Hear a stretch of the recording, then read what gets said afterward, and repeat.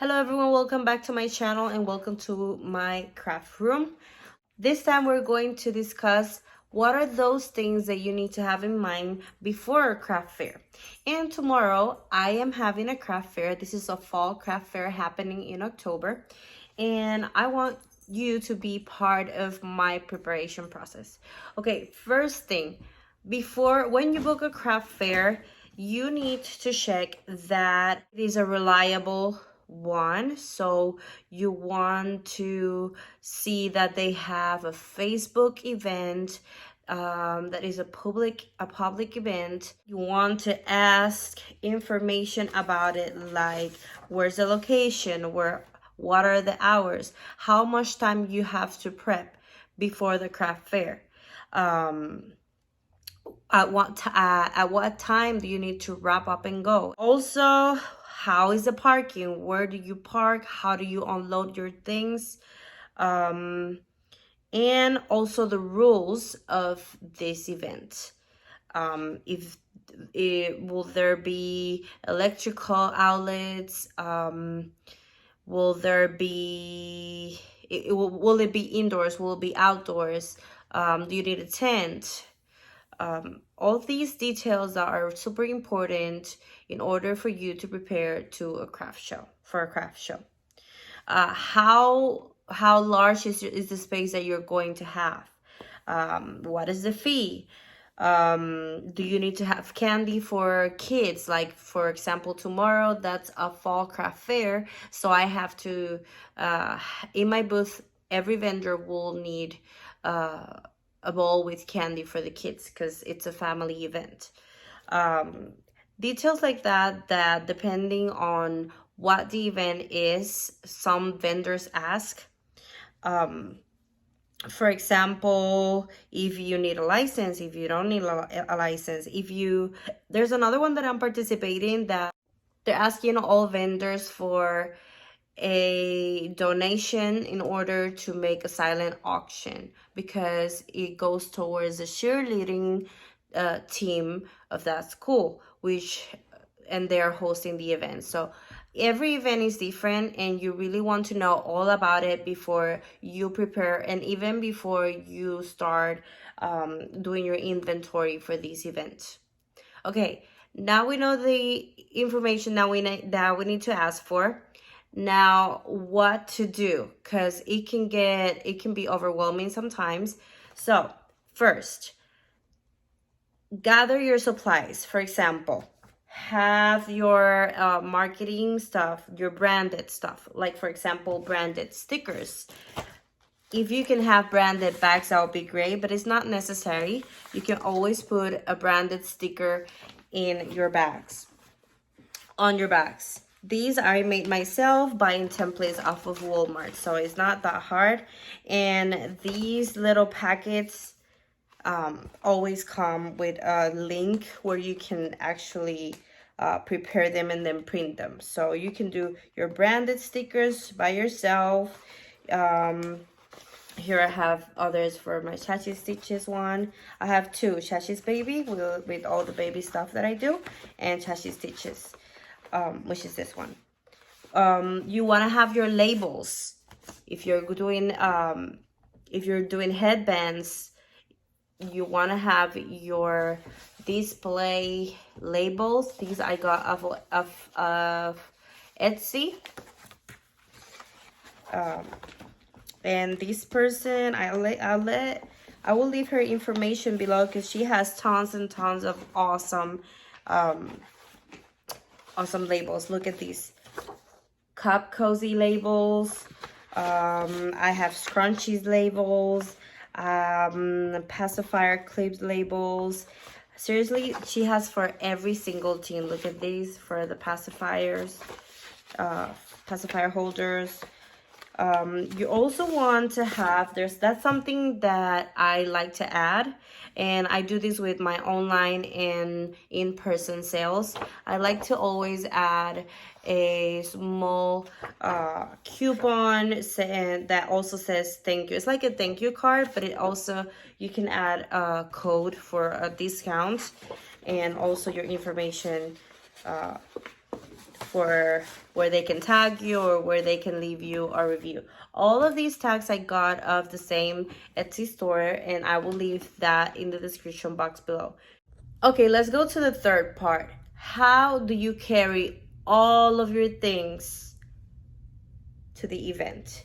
All right, my favorite thing to buy in order to carry all my stuff, these roller boxes I bought of Walmart. And why? Because you can fit a lot of things in there and they roll.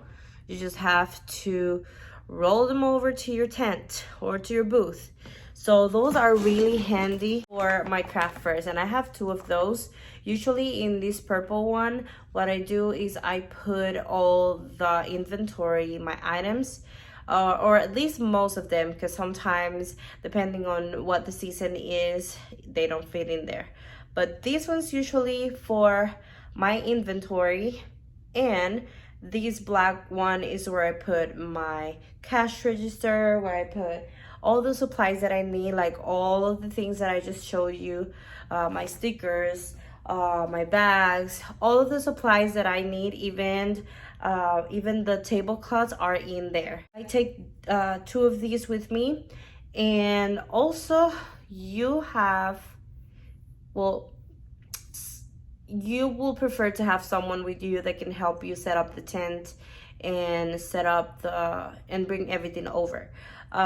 If you don't have anyone, usually the event hosts always have someone or some volunteers helping out those vendors that don't have anybody. So if you don't worry, just ask the host if that day they will have someone to help out those people. Okay. So that's usually what I do. I use those boxes. I use big tote bags, those like bags from Aldi that we use, or any kind of reusable big bag. I fill them up with the stuff and also use them to carry stuff. So usually I have like these two boxes in two bags maybe. And of course the tent is apart, is in its box or in its zipper container. I also have a bag with other supplies that are not just like stickers and the things that I talked about, and that's what we're talking about now. Your display stuff. All right, we're not talking about your inventory yet. We're talking about how do you display your stuff. You don't want to just put things on the table and see what happens. You want to make it aesthetically appealing. So in my case, I use these wood crates. I also use even a wooden that I'm using as a shelf right now, but I have a wooden, like a shoe rack of 2 levels, and I use that to display stuff. There's so many ideas of displays out there, and you can just Google display ideas and they will come up, and even from other crocheters. I've gotten some ideas from them, and also they created some by myself. So let me show you some of that stuff that I use for display. For scarves, I usually use these. You can find these in Hobby Lobby, but I got them off of Ross and it's much cheaper. I have 2 of these for scarves. And I also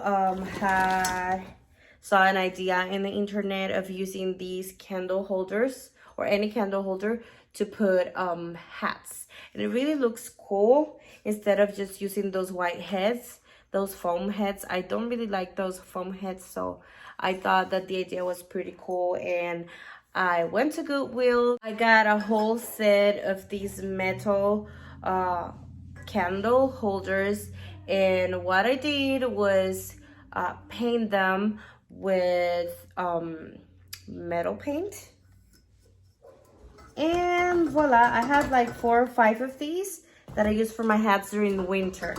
I don't really take them during the summer or like spring craft fairs, or these. I don't really take these. So this is just for my fall and winter inventory, which I'm using tomorrow. And I also have like a bracelet holder, and there I put scrunchies. I also got these from IKEA. These little frames that you can use for information about your store, or you can also use them for pricing. So you want to have those display items in a container or in a bag. Just the major things that you need is a tent, 1 or 2 tables. I got a 9-feet table and a smaller table, and maybe a clothes rack if you need it. But it's not necessary. You can make it. You can make it just fine with tables. And the last thing about preparing for a craft fair is items that you're going to sell. So if you have inventory already, then that's awesome. But if you don't have any inventory for the kind of event that you're going, you want to start with time making those things, because it can take a long time and it can be overwhelming just doing things in a hurry. So you don't want that.